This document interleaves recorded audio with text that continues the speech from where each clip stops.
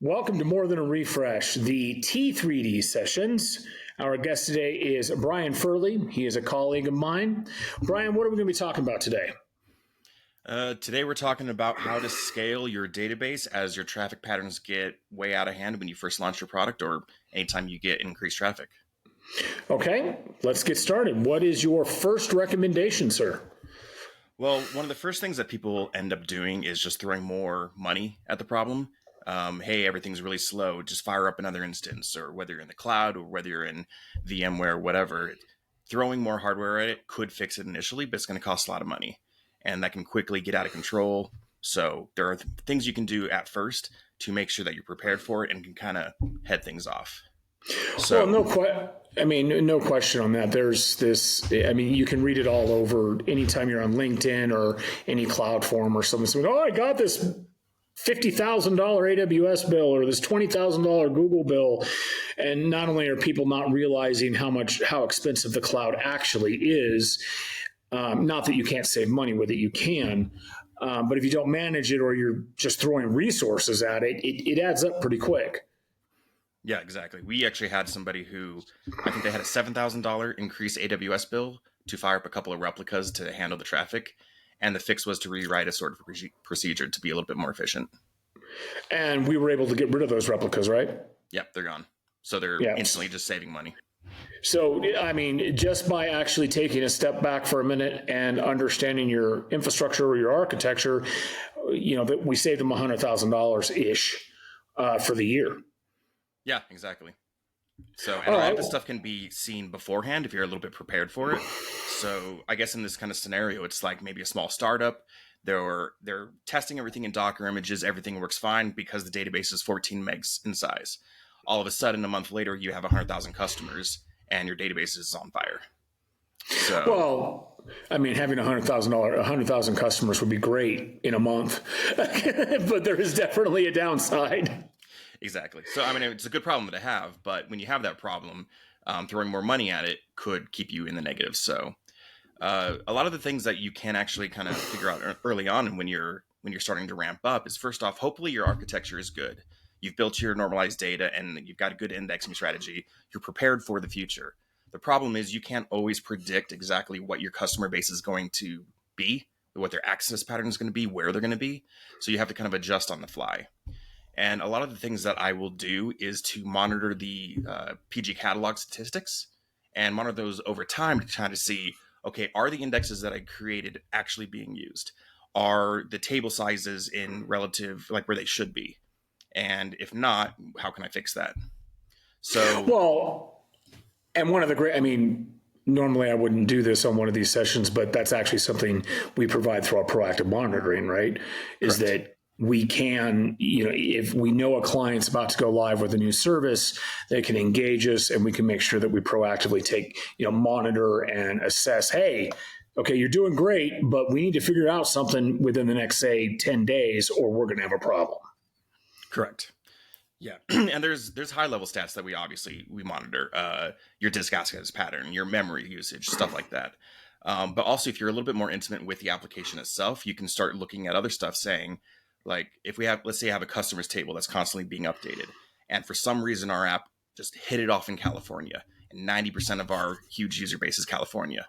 Suddenly our data distribution is different than we expected. So indexes may not be used as we want them to. So we need to go, okay, let's address that. And we would detect that if we were tracking specific things on certain tables that we're worried about. Bloat patterns, index usage, sequential scans, which we hate if the table's of any substantive size. So if those suddenly start appearing before it becomes a problem, then we can say, does this table need to be partitioned before it's a big problem and we're trying to do a 6-hour maintenance on a Friday night?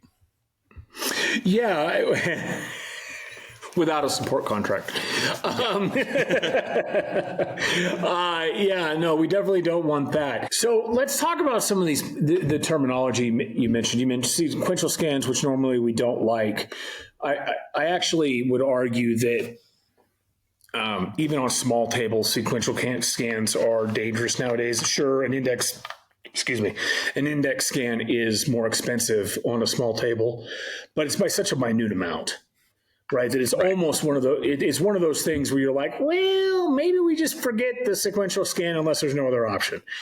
But the big I'm one, talking more like tiny tables. I've seen 10 rows, and all of a Right. sudden we're like, oh, we need to stop the sequential scan. It's like, it's 10 rows. no, yeah, it's You're fine. even. I mean, especially. I mean, everything's SSD or NVMe now. I mean, even 1,000 rows often. But the one that I think is interesting, because you do get the developers who don't understand. It's not that they don't care about the access pattern as much as they just don't even understand it. Mm-hmm. Things like why is bloat a problem? Right. So go ahead. Yeah, I guess. I mean, bloat is a concept that unless you're really into the database itself, you probably don't even know it exists. You might have heard somebody talk about it, but it's like, okay, well, we're burning up old data and marking it as bad, which means when you want to try to find your new data, you've got more to sift through. So we have to make sure that bloat is in check. And on a not crazy big and not very busy database, autovacuum does a pretty good job. But at some point, it will stop doing a good job. And you have to know that beforehand. And hopefully, autovacuum can be tuned so that it can manage all of that bloat for you and you don't have to worry about it. But when it can't, you got to know what to do to fix it. And monitoring bloat over time lets you see that weeks, months before it actually is a problem. All right, so let's talk about that a little bit. You and I have been in the Postgres space for a very long time. We do know that autovacuum has its limitations.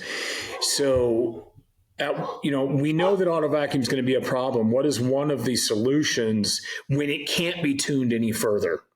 What is the architectural change that happens? A lot of times, stuff like partitioning could help. If you've got a table that is just so large that autovacuum itself, let's say, takes 5 days to complete, which can very well happen, start asking questions like, what is the access pattern, or what's the data pattern of this table? Is it append only? Is it something that's very historical?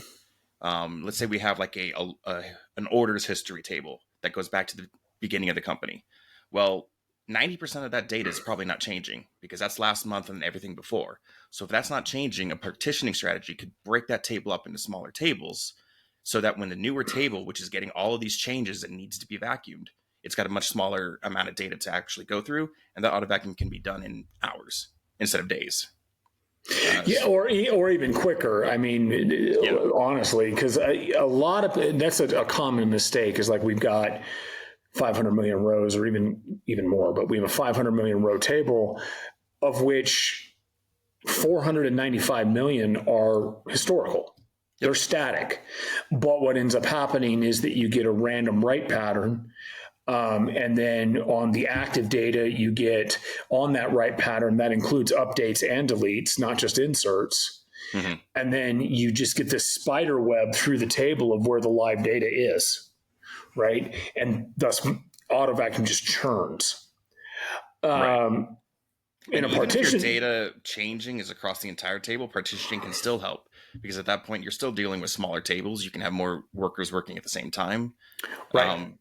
But yeah, once you get to the point where autovacuum, you've given it a ton of memory, you've given it, like 9 workers or more or whatever, and it's still not keeping up, then you got to get intimate with your data and know how it works so that you can change the playing field so that autovacuum has an easier job to do. So what do you say to the folks that say, we'll just scale? Why is that bad? Why is that bad? Won't make your stakeholders happy because they're going to be getting less return. It's going to cost a lot of money, and you're probably just kicking the can down the road. Assuming that you're successful and your company is kicking it off and you're getting a whole lot of business and you're doing well, you're just going to be spending more on architecture when a lot of that can be saved just by being a little bit smarter in the back end. Isn't that the dream? I mean, we'd be out of business. Yeah, that's why we're here. I mean, go ahead. I mean, I've had people ask, just like, how can they pay so much money for DBAs when they can just be on AWS? And it's like, well, because my hourly wage will save you 10x that if at a minimum. Easy. Yeah. The biggest lie, I don't want to say lie, but the biggest myth created by Amazon or Microsoft or Google or whatever is that their services remove the need for a DBA. Right. What they remove is the need for an SRE. right? You still need a DBA, because if you don't Yeah. understand what what your data is doing, you don't understand your data access patterns, you don't understand your retrieval patterns, you don't understand the architecture itself or how or why, basically you end up in a situation where had you spent, let's say, 25 grand with us a year ago, you wouldn't be spending 300,000 with us now. Yeah. There's so many times I've seen like the amount of money saved by big companies is just astronomical. Anywhere from millions a year to, I mean, even just a little bit more than a couple grand, you know. Well, Just if being you want smart to, and save so much money. this isn't a Postgres example, but if you want a good example of a company that realized why not cloud, okay, not the cloud. I mean, cloud is great in a lot of instances. That's not what this is about. But they evaluated their actual needs and then moved off cloud to their own colo. It's hey.com. You can look at this case study, and they saved millions by doing this, including the overhead of staff, right? And with that, this has been another T3D session. Thank you, Brian.